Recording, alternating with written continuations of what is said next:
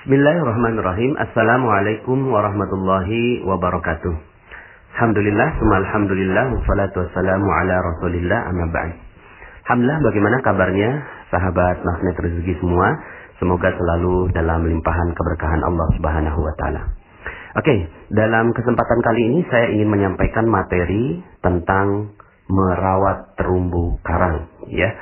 Bapak Ibu, materi ini dahsyat sekali menurut saya, dan saya bersyukur sekali saya menemukan materi ini, menemukan ilmu ini, sehingga akhirnya saya menjadi lebih hidup Bapak Ibu dalam kehidupan ini.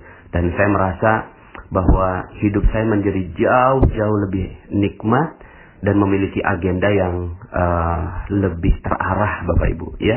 Jadi materi ini penting sekali menurut saya dan sangat-sangat dasar sekali yang harus menjadi action plan bagi teman-teman semua para member Rahasia Magnet Rezeki. Oke, Bapak Ibu, judulnya ya, sekali lagi saya ulangi, judulnya adalah merawat terumbu karang. Oke Bapak Ibu, sebelum saya jelaskan terumbu karangnya, saya mau tanya ya, begini. Rezeki Allah itu selalu dititip Bapak Ibu. Allah itu nggak mungkin kasihin rezeki ya dengan zatnya sendiri, tidak mungkin ya. Pasti Allah titipkan rezeki ya. Dalam materi Paradox of Candy saya sampaikan bahwa rezeki itu dibawa oleh malaikat Mikail dari langit. Rezeki dibawa, lalu kemudian malaikat Mikail memberikannya kepada kita. Tapi memberikannya kepada kita, kalau kemarin analoginya bungkus permen ya Bapak Ibu ya, di Paradox of Candy. Nah tapi bungkusnya ini seperti apa ya? Kemarin kita bahas bahwa bungkus itu sesuatu yang kita nggak suka dan seterusnya. Nah cuma Bapak Ibu, faktanya bahwa rezeki Allah dititip ya. Rezeki Allah dari malaikat Mikail lalu dititip. Nah, dititipnya di mana inilah yang penting bagi kita, ya. Kenapa? Karena kalau kita nggak tahu dititipnya di mana, maka kita nggak tahu bagaimana cara ngambilnya, Bapak Ibu, ya. Contoh gini, Bapak Ibu, Allah kasih rezeki untuk jerapah itu di pucuk-pucuk pohon, ya. Di pucuk pohon yang paling tinggi, disitulah Allah titip rezeki untuk jerapah. Untuk monyet Bapak Ibu, untuk monyet, Allah titip rezekinya di pohon pisang. Ya, itu Allah titip rezekinya di sana. Atau juga kacang-kacangan dan seterusnya. Itulah Allah titip rezeki. Tapi secara umumnya, ya, di pohon pisang. Allah titip rezeki untuk ikan yang ada di laut, di mana? Di terumbu karang, ya. Makanya ini materinya saya kasih judul merawat terumbu karang. Maka hewan-hewan ini cerdas Bapak Ibu. Mereka memiliki insting yang Allah Subhanahu wa taala berikan pada mereka. Kalau Anda tanya, Anda bisa berbicara seperti Nabi Sulaiman gitu ya. Kalau tanya kepada jerapah, "Hei jerapah, di mana rezeki kamu dititip?" Pasti dia bisa jawab. Di mana? Di pucuk pohon. Kalau tanya kepada monyet, "Hei monyet, rezeki kamu di mana?" Di pohon pisang, begitu, ya. Kalau ditanya kepada ikan, "Wahai ikan, kamu rezekinya di mana?" Ya. "Oh, rezeki saya adanya di terumbu karang." Maka ikan-ikan ini dan hewan-hewan ini cerdas Bapak Ibu. Mereka merawat tempat di mana rezeki mereka berada. Kalau ada jerapah yang ngancurin pucuk pohon, ini namanya jerapah yang nggak cerdas Bapak Ibu ya. Kalau ada monyet yang ngancurin pohon pisang, berarti ini monyetnya nggak cerdas dan nggak mungkin itu terjadi ya. Kalau seandainya ada ya ikan yang menghancurkan terumbu karang, ini namanya ikan yang nggak cerdas ya. Nah, kenapa mereka cerdas? Karena mereka semua mengerti di mana letak rezeki mereka. Di mana Allah titipkan rezeki untuk mereka. Nah, sekarang unik Bapak Ibu ya. Saya mau tanya pada Bapak Ibu ya. Saya mau tanya sama Bapak Ibu. Bapak Ibu, rezeki Bapak Ibu dititip di mana? Ada yang bisa jawab? Ya. Rezeki ibu dan bapak dititipnya di mana? Kan Allah titip rezeki. Nah, sekarang saya mau tanya nih, rezeki bapak ibu dititip di mana? Uniknya bapak ibu, sebagian besar yang saya tanya tentang pertanyaan ini, banyak yang nggak bisa jawab loh bapak ibu. Ketika saya tanya, di mana dititip rezekinya bapak ibu? Mereka akan bilang, oh ya di muka bumi. Ya di mananya? Pas di mananya bingung. Terlalu luas bumi ini. Karena nggak fokus, akhirnya rezeki nggak datang bapak ibu. Karena nggak kenal di mana dititip rezekinya, gitu ya. Kemudian ada yang bilang, oh rezeki dititip di mana-mana. Iya, makin nggak jelas lagi gitu ya. Rezeki dititip di proyek gitu ya. Iya, kalau akhirnya dia kejarnya proyek aja. Padahal ya bukan di situ tempatnya. Makanya orang-orang yang ngejar proyek, ngejar yang lain-lain, akhirnya yang terjadi adalah mereka tidak mendapatkan rezekinya. Kenapa? Karena bukan di situ rezeki itu, ya. Ayo Bapak Ibu, di mana? Ya. Oke, saya jawab ya Bapak Ibu ya. Rezeki Allah dititip di kemuliaan dan kebahagiaan orang lain. Itu. Jadi rezeki manusia dititip rezekinya di mana? Manusia dititip rezekinya di kemuliaan dan kebahagiaan orang lain. Gitu Bapak Ibu, ya. Saya jelaskan. Contoh ya Bapak Ibu ya. Kenapa kok Facebook, ya, itu dia bisa dapetin Mark Zuckerberg ya. Dia kok bisa dapatkan rezeki berlimpah. Wajar. Kenapa? Karena dia membahagiakan 1 miliar penggunanya, ya.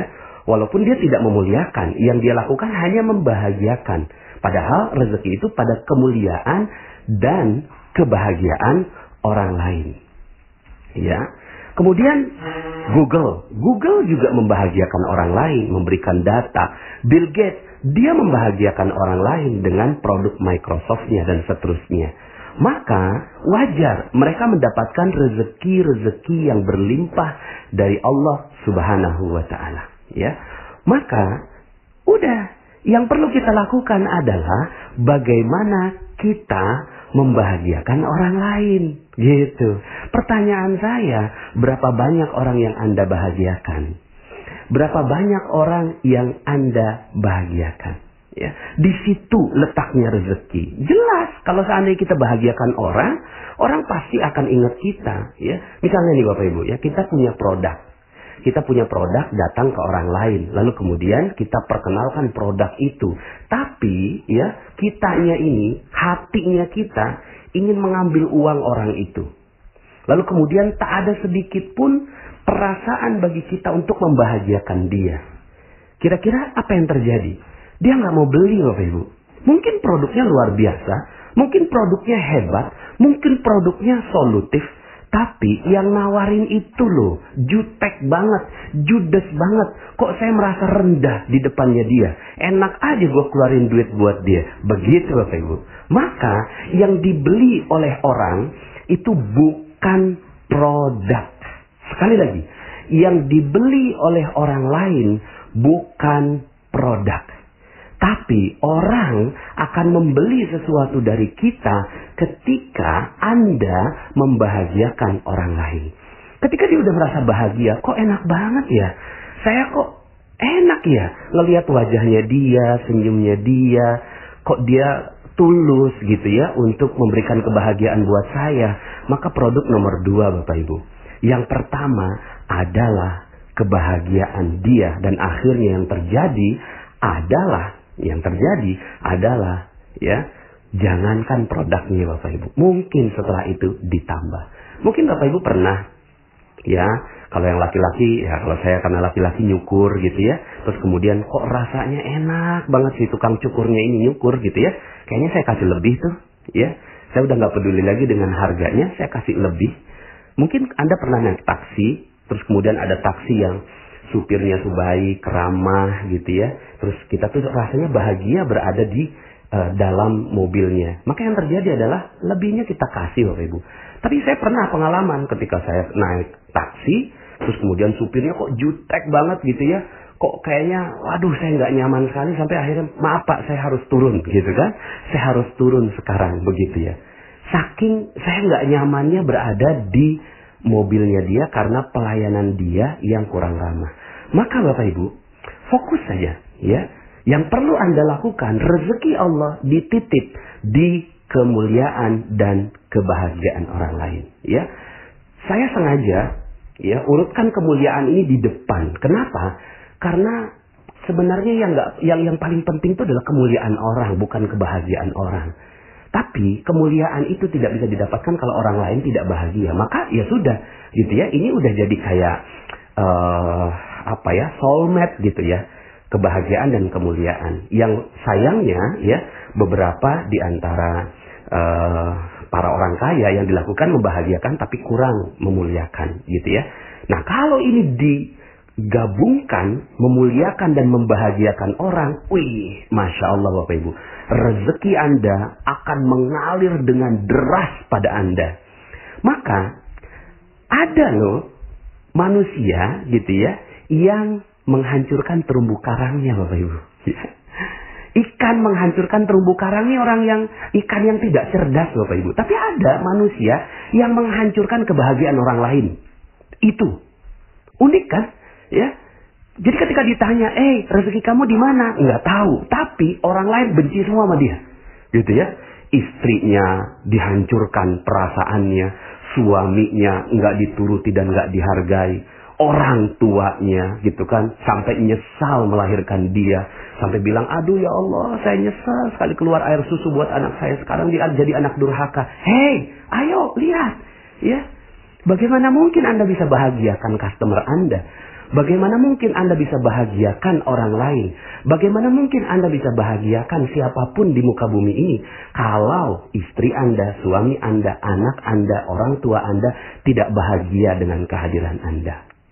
Maka yang perlu dilakukan bukan cari rezeki Bapak Ibu. Sekali lagi, ini ilmu magnet rezeki Bapak Ibu ya. Tapi bukan rezekinya yang kita ambil. Tapi setelah dengarkan materi ini, maka yang perlu Anda lakukan adalah Anda mengagendakan orang-orang yang ada di sekitar Anda untuk dibahagiakan dan dimuliakan Bapak Ibu ya. Dimuliakan dan dibahagiakan. Muliakan orang tua kita. Muliakan istri kita. Muliakan suami kita. Ya. Muliakan customer kita. Muliakan siapapun. Ya. Setiap orang yang lewat di depan kita. Wah, kita muliakan gitu ya. Sampai begini Bapak Ibu. Misalnya nih ya. Anda jalan. Kemudian naik mobil ya. Naik mobil. Di sebelah Anda ada, mohon maaf. Ada bencong gitu ya. Ada gay. Ada orang yang bermaksiat gitu ya Bapak Ibu ya. Terus kemudian apa yang ada dalam pikiran Anda? Yang ada dalam pikiran sebagian di antara kita ngomongnya gini. Ih, bencong. Ih, neraka. Ih, jijik. Bapak Ibu, sebenarnya apa yang terjadi? Yang terjadi adalah Anda sedang menghancurkan terumbu karang Anda. Anda sedang menghancurkan rezeki Anda. Kok bisa? Ya iya. Ya, Anda nggak muliakan dia. Loh bagaimana memuliakan? Oh dia bencong. Dia gay. Bagaimana bisa dimuliakan?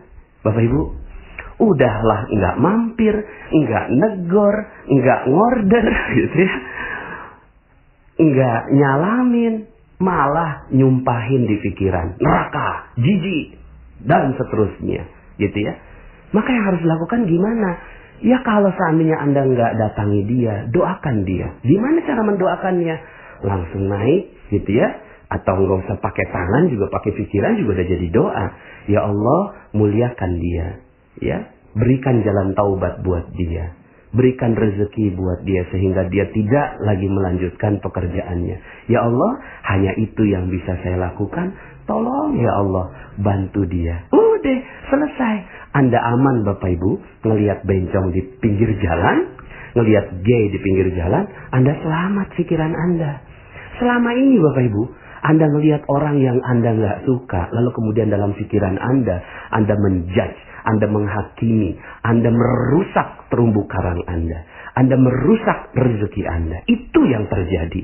Ya, maka Bapak Ibu, kalau seandainya Anda sekarang ini seret rezekinya, Anda sekarang sedang berat, hutang nggak lunas-lunas, amanah nggak lunas-lunas, piutang kok nggak datang-datang begitu ya. Yang perlu Anda perhatikan adalah bagaimana terumbu karang Anda. Jangan-jangan terumbu karang Anda sudah hancur di bom Bapak Ibu. Ya, siapa yang ngebom? Anda sendiri. Anda bom.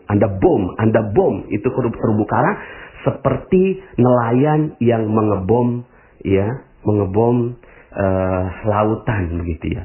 Mentang-mentang Allah ya kasihin hukum bahwa ikan yang bangkai boleh dimakan halal. Maka yang dilakukan adalah dibom aja supaya bangkainya yang kita tangkap begitu ya. Mentang-mentang begitu Bapak Ibu, maka yang dilakukan adalah menghancurkan terumbu karang Bapak Ibu ya. Maka yang terjadi adalah kita manusia sering menghancurkan terumbu karang kita ya. Coba perhatikan gitu ya. Perhatikan berapa banyak terumbu karang yang Anda hancurkan. Maka Bapak Ibu, kalau seandainya sekarang ini rezeki nggak ada, ya sudah, wajar Anda menghancurkan terumbu karang Anda, gitu ya.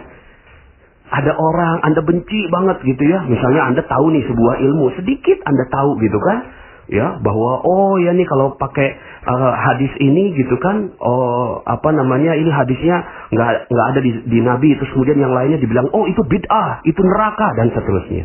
Kemudian ada lagi yang mengatakan bahwa golongannya lebih baik gitu kan. Lalu kemudian mengatakan dia itu ya neraka begitu ya. Masya Allah, Anda lagi ngebom itu Bapak Ibu. Anda lagi ngebom rezeki Anda itu hancur. Anda mau masuk surga, tapi Anda menghancurkan terumbu karang Anda gitu ya.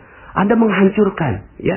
Dalam Al-Quran disebutkan, A'udzubillahi minasyaitonirrajim, ya ayyuhallazina amanu la yaskhar qaumun min qaumin asa ayyakunu khairan minhum wala nisa'un min nisa'in asa ayyakunna khairan minhun.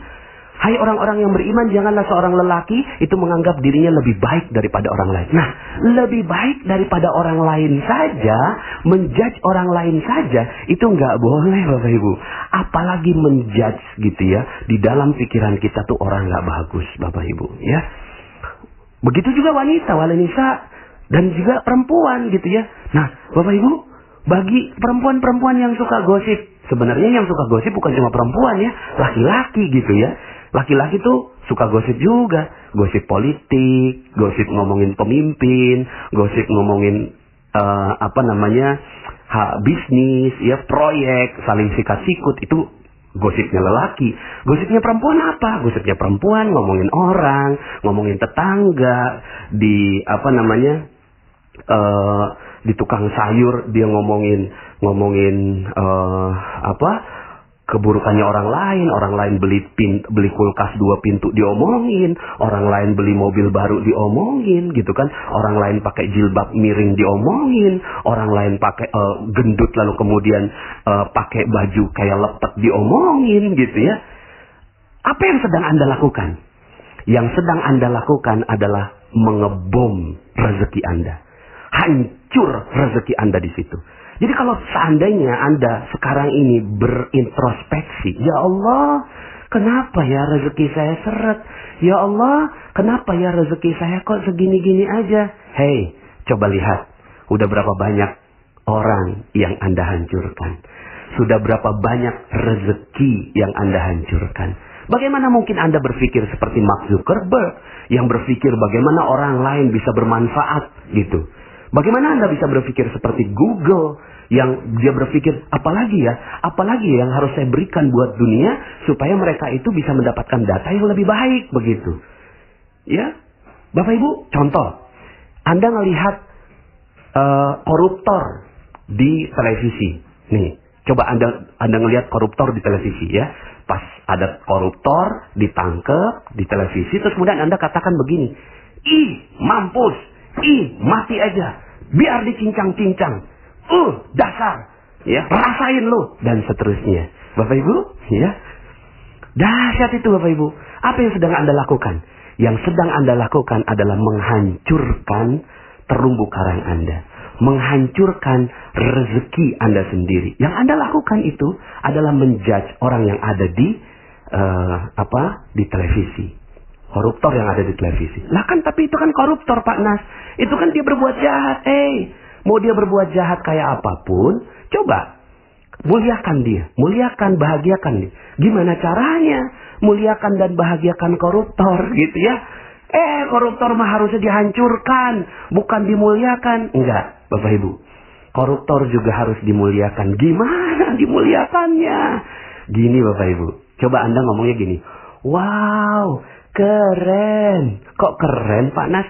Ya iyalah keren. Ngomongnya gini. Subhanallah ya. Dia dikasih kesempatan taubat oleh Allah Subhanahu wa ta'ala. Dia ditangkap oleh polisi tentunya atas izin Allah juga. Dan mudah-mudahan dia bisa memanfaatkan kesempatan ditangkapnya ini oleh polisi untuk menjadi jalan taubat untuk dia. Karena kalau orang sudah bertaubat, rezekinya akan diberikan. Ya Allah, mudah-mudahan dia bisa mendapatkan rezeki berlimpah oleh Allah Subhanahu wa ta'ala. Wih, dahsyat Bapak Ibu. Kalau seandainya Anda mampu melakukan itu terhadap koruptor aja, Anda muliakan dan bahagiakan Bapak Ibu. Contoh misalnya ibu-ibu lagi ngomongin orang di pasar atau di tukang sayur. Kemudian ketika ada yang ngomong, oh si A tuh begini-begini. Oh iya, mudah-mudahan dia dimuliakan dan dibahagiakan Allah. Gitu Bapak Ibu. Terus kemudian, lo sok suci gitu. Enggak, saya mah enggak sok suci. Saya mah mau merawat rezeki saya. Rezeki saya supaya barokah, rezeki saya supaya berlimpah.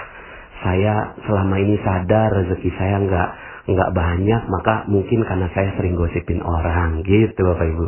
Ya, sehingga akhirnya si ibu itu ngomong, oh iya gitu ya? Iya, ikut deh telegramnya Pak Nas. Gitu Bapak Ibu ya. Sehingga akhirnya yang Anda lakukan adalah orang yang gosip sekalipun Anda nggak judge Bapak Ibu. Kamu kok senang gosip? Nggak tahu neraka? Nggak tahu ayatnya? Ayuhibbu ahadukum ayakulalah ma'akhihi maitan fakaritumu. Tuh, dalil tuh. Makan dalilnya. Itu yang kita bilang, kamu nggak suka ya memakan daging bangkai saudara sendiri? Itu dalil, itu Al-Quran. Masa kamu nggak percaya sama Al-Quran? Masa kamu melawan Al-Quran? Neraka kamu. Aduh, bukan begitu Bapak Ibu. Bukan sama sekali. Tapi ajak saudara-saudara kita untuk mulia dan bahagia. Anda bisa bayangkan Bapak Ibu, ya, kalau seandainya seluruh Indonesia saling memuliakan dan membahagiakan saudaranya satu sama lain. Aduh, udah deh, nggak usah ngomongin Indonesia dulu deh. Ngomongin kita aja dulu deh. Anda mau rezeki berlimpah?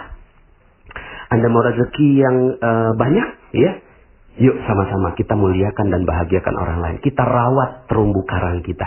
Jadilah ikan yang cerdas Bapak Ibu. Ikan yang cerdas. Yang merawat terumbu karang. Jangan jadi seperti nelayan yang tidak cerdas.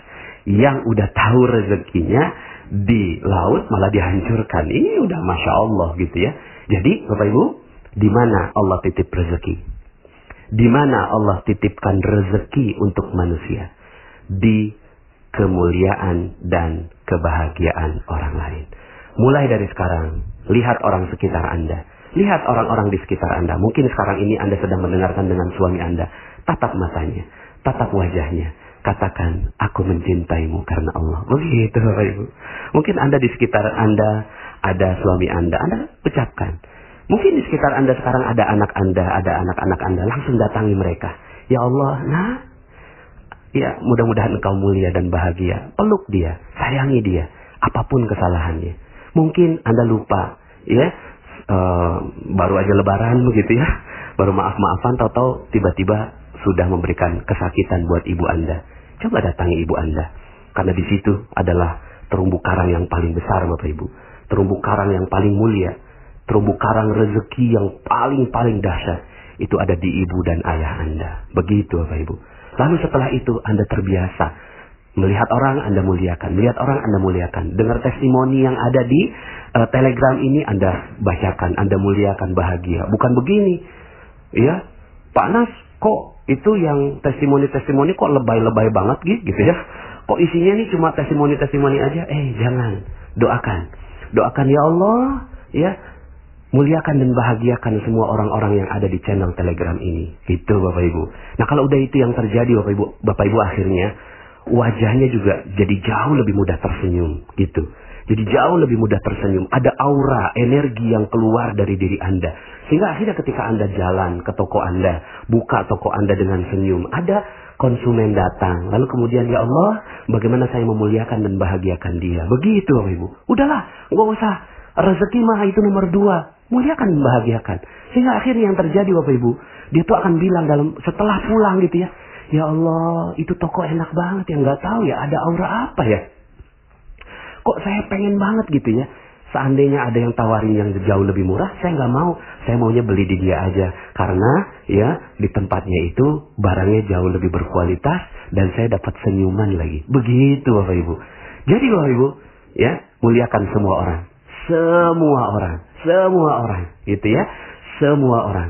Agendakan sehari ini ketika mulai pagi hari, maka agenda Anda bukan untuk mencari rezeki Bapak Ibu. Untuk cari uang, untuk bekerja bukan. Tapi agenda Anda, pergi dari rumah Anda, yang Anda lakukan adalah bagaimana saya memuliakan dan membahagiakan orang lain. Dari situ baru rezeki Anda akan mengalir pada diri Anda. Mungkin ada yang bilang begini, ya Allah Pak Nas, saya baru dapat materi ini, saya sadar terumbu karang saya ini udah hancur gitu ya. Saya selama ini menzolimi, merusak hubungan saya dengan orang lain. Nggak apa-apa Bapak Ibu, tenang aja. Santai kok, santai. Anda kan baru tahu mungkin ya ilmu ini. Ya, apa yang perlu dilakukan? Yang perlu dilakukan adalah tenang aja. Terumbu karang masih banyak. Terumbu karang masih banyak. Muliakan orang yang bisa Anda muliakan. Bahagiakan orang yang bisa Anda bahagiakan di sekitar Anda.